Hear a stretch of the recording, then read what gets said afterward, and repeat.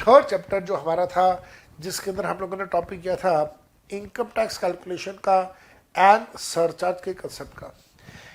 इसके अंदर भी कोई बहुत बड़ा अमेंडमेंट नहीं है, बट हाँ एक चीज़ जो सरचार्ज से रिलेटेड है वो हम लोगों ने सीखनी है।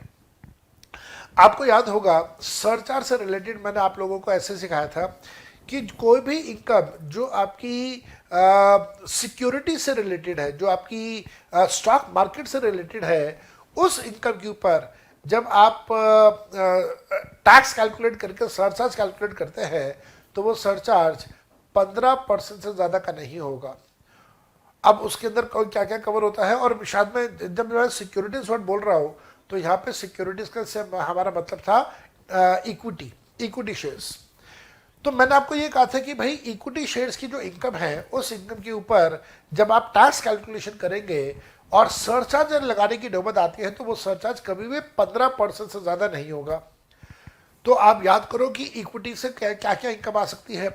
इक्विटी से आप डिविडेंड कमा सकते हैं, तो डिविडेंड इनकम के ऊपर टैक्स कैलकुलेट करोगे, फिर उसके ऊपर सरचार्ज लगाओगे तो सरचार्ज कभी भी 15% से ज़्यादा नहीं होगा। इक्विटी शेयर्स को बेचोगे अगर लॉन्ग टर्म है तो सेक्शन 112A अप्लाई होगा, शॉर्ट टर्म है तो 111A अप्लाई होगा। दोनों केसेस में आप टैक्स अमाउंट के ऊपर जब सरचार्ज लगाओगे तो सरचार्ज का रेट 15% से ज़्यादा नहीं होगा। ये तो हमारी अंडरस्टैंडिंग बड़ी अच्छी चल रही थी, लेकिन इस बार निर्मला सीतारमण मैडम ने फाइनेंस एक्ट 22 में इसमें बदलाव कर दिया और इन्होंने कहा कि भाई किसी भी प्रकार का कोई भी कैपिटल गेन जो लॉन्ग टर्म नेचर का है, जो सेक्शन 112 में कवर हो रहा है, उसके ऊपर भी जब आप टैक्स कैलकुलेशन करके सरचार्ज लगाओगे तो सरचार्ज का रेट 15% से ज़्यादा नहीं होगा।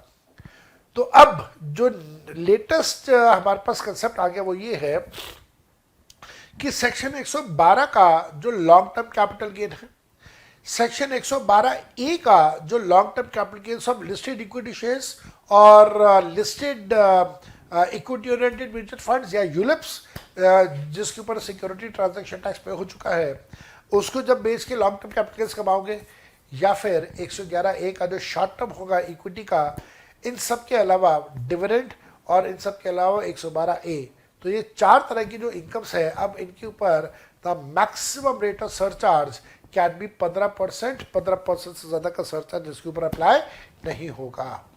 ये एक अमेंडमेंट आया। एक और मेरे को बहुत अच्छे से याद आता है कि मैं एक बार अपनी लाइव क्लास ले रहा था अनअकैडमी पे, तो एक स्टूडेंट का डाउट आया, मेरे को एग्जैक्टली नाम भी याद नहीं आ रहा, मेरे ख्याल से शेखर नाम का लड़का था फ्रॉम भोपाल। उन्होंने मेरे से ये पूछा था कि सर जो हमारे पास सेक्शन 112A आता है जिसके अंदर हम लोग कहते हैं कि इक्विटी शेयर्स को बेचने पे लॉन्ग टर्म कैपिटल गेन्स के ऊपर टैक्स लगेगा, तो सर वो 112A किसके लिए है, रेसिडेंट के लिए है, नॉन रेसिडेंट के लिए है? एंड मैंने सरसरी तौर पर कहा था यार दोनों के लिए है, तो दोनों के लिए है। उसके बाद फिर जब मैंने उसके ऊपर काम करना शुरू किया, होमवर्क करना स्टार्ट किया कि भाई देखो तो सही यहाँ पे 112A किसके लिए है, रेसिडेंट के लिए, नॉन रेसिडेंट के लिए, तो कहीं पे भी कोई क्लैरिटी से जवाब नहीं मिला। इस बार फाइनेंस एक्ट 22 के अंदर ये एक्सप्लेनेशन दे दिया हमारी जो निर्मला सीतारमण मैडम है, उन्होंने कहा कि साहब 112A वाला जो है वो दोनों के लिए है, रेसिडेंट के लिए भी है, नॉन रेसिडेंट के लिए भी है। इसका मतलब 112A के अंदर जब हम लोग 1 लाख रुपए का एग्जम्पशन देते हैं तो वो 1 लाख का एग्जम्पशन दोनों को मिलेगा, चाहे वो रेसिडेंट हो या वो नॉन रेसिडेंट हो। तो ये एक तरह से क्लैरिफिकेशन आ गया। अमेंडमेंट के तौर पे मैंने इसको भी डिस्कस किया हुआ है आपके साथ, आई जरा पढ़े इसे। तो income tax calculation and concept of surcharge, इसके अंदर हमारे पास फ़र्क कहाँ पे आया कि पहले सेक्शन 112 का लॉन्ग टर्म कैपिटल गेन्स पे हमारे पास सरचार्ज का रेट फिक्स नहीं था, लेकिन अब उन्होंने फिक्स कर दिया है अगर आपकी इनकम 50 लाख और 100 लाख के बीच में है तो 10%, लेकिन अगर आपकी इनकम 100 लाख से ज़्यादा हो जाती है तो irrespective of the level of income आपका जो सरचार्ज का रेट है वो 15% होगा, बिल्कुल वैसे ही जैसे डिविडेंड इनकम पे होता है। 112A के ये लॉन्ग टर्म पे होता है, 111A के शॉर्ट टर्म पे होता है। इसके अलावा अनएक्सप्लेन्ड इनकम के बारे में हमें पता ही है, कोई अमेंडमेंट नहीं है उसमें। सरचार्ज का rate is always 25% irrespective of level of income. और इन सारी इनकम्स को छोड़ के बाकी की जितनी भी इनकम्स बची हैं उन सब के ऊपर सरचार्ज का रेट हम सबको याद है, 50 लाख से कम पे 0, 50 लाख और 100 लाख के बीच में 10%, 100 लाख और 200 लाख के बीच में 15%, 200 लाख और 500 लाख के बीच में 25%, और 500 लाख मतलब 5 करोड़ से ज़्यादा अगर आपकी इनकम है तो 37% का सरचार्ज आपके ऊपर लग रहा है। नाउ इस टेबल से ही हम, आपको याद होगा हम लोगों ने 6 अलग अलग सिचुएशंस करी थी। तो वो जो 6 अलग अलग सिचुएशंस हैं जिनसे रिलेटेड आपके एग्जाम में मल्टीपल चॉइस क्वेश्चन भी आते हैं और अदरवाइज भी रेलेवेंट है बहुत ज़्यादा, तो हमारे पास जो 6 अलग अलग सिचुएशंस हैं उन 6 सिचुएशन में भी इसका इम्पैक्ट पड़ा। जो हमारे पास सिचुएशन 1 बनती है जहाँ पे हम टोटल इनकम के अंदर इंक्लूड करके चेक करते हैं कि क्या 50 लाख रुपए की लिमिट क्रॉस हो रही है या नहीं हो रही। वहाँ पे जब आपने इंक्लूड करना है तो क्या क्या इंक्लूड करना है, 111A का short term capital gains, 112A का लॉन्ग टर्म कैपिटल गेन्स और डिविडेंड इनकम। ये तो पहले भी हम लोग इंक्लूड करते थे, अब भी इंक्लूड करना है। अब क्योंकि इसके ऊपर एक अमेंडमेंट हुआ जो वो सरचार्ज का रेट है, तो 112 का कैपिटल गेन को भी आपने इंक्लूड करके चेक करना है कि साहब क्या लिमिट 50 जो टोटल इनकम है वो 50 लाख क्रॉस कर रहा है या नहीं कर रहा। इसी प्रकार से सिचुएशन नंबर 2 में भी आपने 112 का लॉन्ग टर्म कैपिटल गेन्स की इनकम को इंक्लूड करके चेक करना है। बिल्कुल इसी प्रकार से सिचुएशन 3 में भी आपने उसको इंक्लूड करके चेक करना है। सिचुएशन 4 में अगर आपको याद हो तो हम लोग हमेशा एक्सक्लूड करके चेक करते हैं, तो एक्सक्लूड करेंगे तो जब आपने एक्सक्लूड करना है तो 112 को भी एक्सक्लूड करना। इसी प्रकार से सिचुएशन में 5 के अंदर जब आप एक्सक्लूड करते हैं तो 112 का जो लॉन्ग टर्म है उसको भी एक्सक्लूड करना। एंड देन सिचुएशन 6 में फिर से हम लोग इंक्लूड वाली कंसेप्ट को अप्लाई करते हैं और वहाँ पे भी आपने 112 का कैपिटल गेन्स को इंक्लूड करके चेक करना है। ये इंक्लूड होगा सिचुएशन 1 में, 2 में, 3 में और 6 में। सिचुएशन 4 एंड 5 में एक्सक्लूड होगा। ऐसा क्यों है इसके बारे में डिटेल डिस्कशंस हमारी क्लासेस के अंदर ऑलरेडी हो चुका है। I am not going into those discussions all over again. एक जो मैं आपको 112A वाली जो बात बोल रहा था, जो 112A है, क्या उसमें नॉन रेसिडेंट्स को भी 1 लाख रुपए का एग्जम्पशन मिलेगा? Answer is yes, definitely yes. ये एक स्टूडेंट का डाउट था जिसका मैंने जवाब दिया था, हाँ में जवाब दिया था, अफर्मेशन में मैंने जवाब दिया था, लेकिन उस समय कोई कानून नहीं था। लेकिन हाँ, अब इसके ऊपर कानून बना, अमेंडमेंट आया और LTCG for non residents in case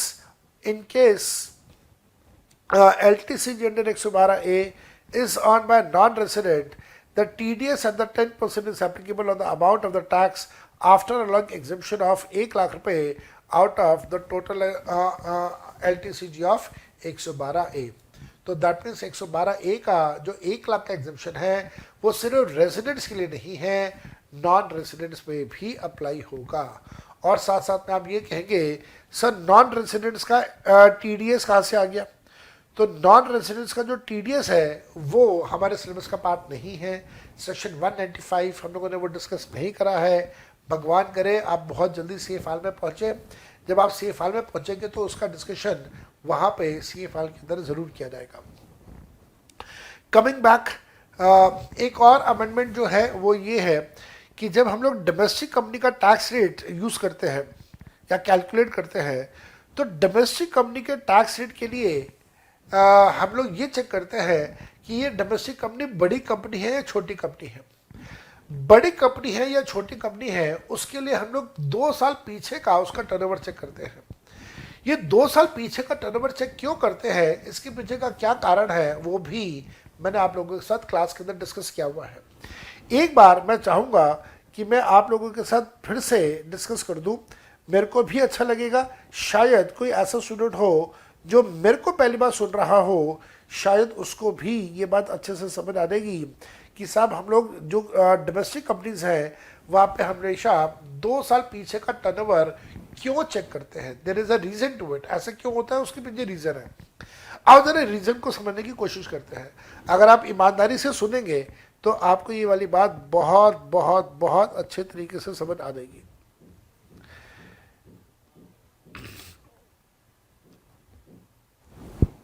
मैंने एक टाइमलाइन बनाया यहाँ पर। मान लेते हैं 1 फरवरी 2022 को हमारी फाइनेंस मिनिस्टर निर्मला सीतारमन ने अपना फाइनेंस बिल इंट्रोड्यूस करना है, जो बाद में अप्रूवल के बाद बन जाएगा फाइनेंस एक्ट। तो मैं इसे फाइनेंस एक्ट ही लिख देता हूँ, फाइनेंस एक्ट 22। हालांकि अब 23 चल रहा है, 23 आने वाला है, फाइनेंस एक्ट 23 आने वाला है, बट चलो मैं फाइनेंस एक्ट 22 के पॉइंट ऑफ व्यू से आपको बताता हूँ। अब फाइनेंस एक्ट 2022 में क्या पॉलिसीज अनाउंस होंगी पार्लियामेंट के अंदर, वो फाइनेंस मिनिस्टर और फाइनेंस मिनिस्टर मैडम की जो टीम है वो ड्राफ्ट करेंगी। ये ड्राफ्ट ज़्यादातर की जाती है in the month of January.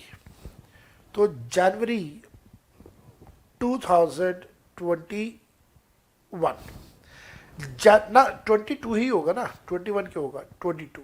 तो ये 1 महीना पूरा फाइनेंस मिनिस्टर और फाइनेंस मिनिस्टर की जो टीम है वो पूरा 1 महीने के अंदर अपनी सारी इकोनॉमिक पॉलिसीज को देखेंगे और फिर उसके बाद बजट के अंदर या फाइनेंस बिल के अंदर 2022 1 फरवरी को अनाउंस कर देंगे। तो 1 महीना इन लोगों को चाहिए। नाउ ये 1 महीना जो है जनवरी से लेके आपका जो फरवरी का है, तो इसका मतलब ये कह लीजिए कि ये जो टाइम पीरियड है ये स्टार्ट कहाँ से हो रहा है, ये 1 जनवरी से स्टार्ट हो रहा है 1 महीना। नाउ अब आप 1 जनवरी से जस्ट 1 दिन पीछे आ जाओ। 1 दिन पीछे आएंगे, आप कहाँ पे पहुंचेंगे, आप पहुंचेंगे 31 दिसंबर 2021। मेरे बेटा याद रखिएगा, 31 दिसंबर 2021 will be the last date to file the ITR। चाहे वो आप बिलेटेड ITR सबमिट कर रहे हो या अपनी अपनी आप रिवाइज्ड ITR सबमिट कर रहे हो, आप जो भी अपनी ITR सबमिट करेंगे वो लास्ट डेट आपकी होती है, last date to file ITR। Belated और जो रिवाइज है उसके बारे में बात कर रहे हैं। लेकिन जब इसके अंदर आप अपनी सबमिशन करेंगे, ITR की सबमिशन करेंगे, तो कौन से असेसमेंट ईयर की करेंगे? आपका जो असेसमेंट ईयर होगा वो असेसमेंट ईयर होगा 21-22। तो असेसमेंट ईयर 2021-2022 की ITR की सबमिशन की जो डेट होगी वो होगी 31 दिसंबर 2021। अगर ये असेसमेंट ईयर है, तो ये स्टार्ट कहाँ से हुआ है, अप्रैल 21 से हुआ है। ये अप्रैल 21 से आपका असेसमेंट ईयर स्टार्ट हुआ। असेसमेंट ईयर कौन सा, 21-22। अगर असेसमेंट ईयर 21-22 है तो आपका प्रीवियस ईयर क्या होगा, आपका प्रीवियस ईयर होगा 2020-21। दैट मीन्स 1 अप्रैल 20 से लेके 31 मार्च 21 तक का। मेरे बेटा अब आप बात को गहराई से समझने की कोशिश करो। जब हमारे फाइनेंस मिनिस्टर मैडम ने 1 फरवरी 2022 को कुछ नई पॉलिसीज अनाउंस करनी होगी पार्लियामेंट के अंदर, तो हमारी फाइनेंस मिनिस्टर मैडम के पास कौन सा लेटेस्ट डाटा अवेलेबल होगा? हमारी फाइनेंस मिनिस्टर मैडम के पास लेटेस्ट डाटा जो अवेलेबल होगा वो होगा असेसमेंट ईयर 21-22 का डाटा। असेसमेंट ईयर 21-22 का मतलब है कि मैडम के पास लेटेस्ट डाटा अवेलेबल होगा 2020-2021 का। दैट मीन्स यहाँ पे जो भी वो पॉलिसी कंपनी के लिए अनाउंस करेंगी या कंपनी के लिए टैक्स रेट अनाउंस करेंगी, वो डिपेंड करेगा कि इस साल का आपका टर्नओवर क्या रहा होगा। तो इस साल का टर्नओवर हम लोग क्यों चेक कर रहे हैं? क्योंकि यही वो डाटा है जो latest data finance minister madam के पास अवेलेबल होगा। प्रीवियस ईयर 2021, असेसमेंट ईयर 21-22 का डाटा अवेलेबल होगा as on 1 February 2022। And using this latest data, she will announce many policies, especially the tax rate for the domestic company. इसी वजह से हमेशा ऐसा कहा जाता है कि साहब जब कभी भी आपने डोमेस्टिक कंपनी के टैक्स रेट्स के बारे में बात करनी हो तो आप हमेशा ये चेक करना कि 2 साल पीछे का टर्नओवर क्या था। वाई 2 साल पीछे? वाई वी आर गोइंग 2 साल पीछे? वी आर गोइंग 2 साल पीछे because of 1 assessment year and 1 previous year. I hope कि आपको ये बात समझ आ गई that why are we checking the data of 2020-21 to determine the tax rate for, कौन सा टैक्स रेट? किसका टैक्स रेट जो इस फाइनेंस एक्ट में अनाउंस हुआ। फाइनेंस एक्ट 22 में कौन से ईयर का डाटा अनाउंस हुआ, कौन से ईयर का टैक्स रेट अनाउंस हुआ? अनाउंस हुआ प्रीवियस ईयर 22-23, असेसमेंट ईयर 23-24। तो इसका मतलब ये हो गया कि प्रीवियस ईयर 22-23 में टैक्स रेट कितना होगा वो डिपेंड करेगा 2 साल पीछे उसका टर्नओवर कितना था। और ये 2 साल पीछे वाली बात क्यों आई वो मैंने आपको यहाँ पे अच्छे से बता दिया है। नाउ अमेंडमेंट क्या है? अमेंडमेंट कुछ नहीं है यार, ये हर साल की बात है। हर साल एक साल आगे चलता रहेगा तो हर साल जब आप 2 साल पीछे का टर्नओवर चेक करोगे तो वो 2 साल पीछे वाली तारीख बदलती रहेगी। तो यहाँ पे अब आपको करंट ईयर में 2022-23 previous year, 22-23 previous year, assessment year 23-24 में आपने कौन से ईयर का डाटा चेक करना है? आपको डाटा चेक करना होगा 2 साल पीछे का, प्रीवियस ईयर 2021 का। वाई 2 साल पीछे वो मैंने आपको बता दिया। तो अगर 2 साल पीछे चले जाए तो प्रीवियस ईयर 2021 में अगर ये टर्नओवर 400 करोड़ से कम का था या बराबर का था तो टैक्स रेट 25% का होगा। अगर टर्नओवर उससे ज़्यादा का था तो टैक्स रेट 30% का होगा। तो आपने डोमेस्टिक कंपनी का टैक्स रेट कैलकुलेशन करने के लिए प्रीवियस ईयर 2021 का डाटा चेक करना है टर्नओवर का। ये आपके लिए चेंज है। बाकी सरचार्ज वही है 7%, 12% और बाकी की सारी चीज़ें। नाउ एक और चेंज जो आया वो ये था कि कोऑपरेटिव सोसाइटीज़, जितने भी कोऑपरेटिव सोसाइटीज़ हैं वो कहीं ना कहीं लूज आउट करती थी in terms of companies and in terms of partnership firms. Partnership firms का भी अगर आपको सरचार्ज का रेट याद हो तो लगभग ऐसे ही सरचार्ज का रेट उनका भी है। डोमेस्टिक कंपनी का भी सरचार्ज रेट वही है। तो अगर हम लोग तीनों का कंपैरिजन करें, डोमेस्टिक कंपनी का, पार्टनरशिप फर्म का, कोऑपरेटिव सोसाइटी का, तो कोऑपरेटिव सोसाइटी के जो सरचार्ज के रेट थे वो काफ़ी ज़्यादा थे as compare to company and as compare to partnership firm. तो अब इन्होंने एक पैरिटी मेंटेन करने की कोशिश करी है। You understand parity? पैरिटी का मतलब होता है बराबरी। एक पैरिटी मेंटेन करने की कोशिश करी है एंड कोऑपरेटिव सोसाइटीज़ के जो स्लैब रेट्स है उसके बाद जब सरचार्ज उनके ऊपर लगेगा तो सरचार्ज के रेट्स वही रेट्स होंगे जो किसी डोमेस्टिक कंपनी के रेट्स हैं।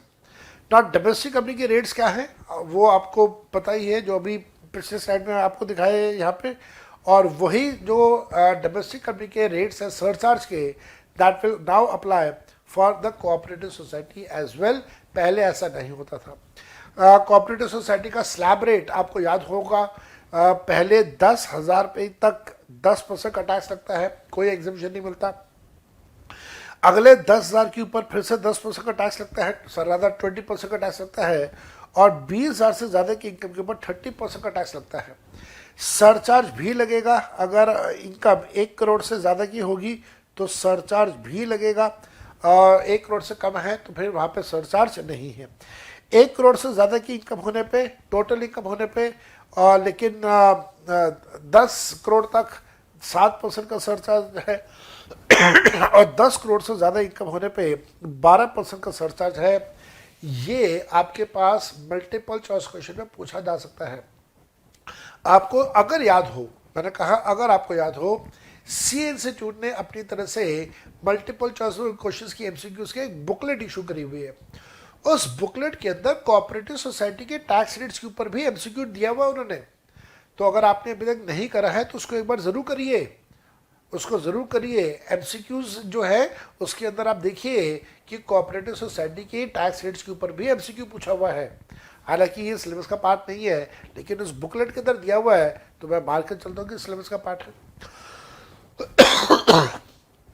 इसके बाद हेल्थ एंड एजुकेशन से 4% जो नॉर्मली सबके ऊपर लगता है वो इनके ऊपर भी अप्लाई होगा।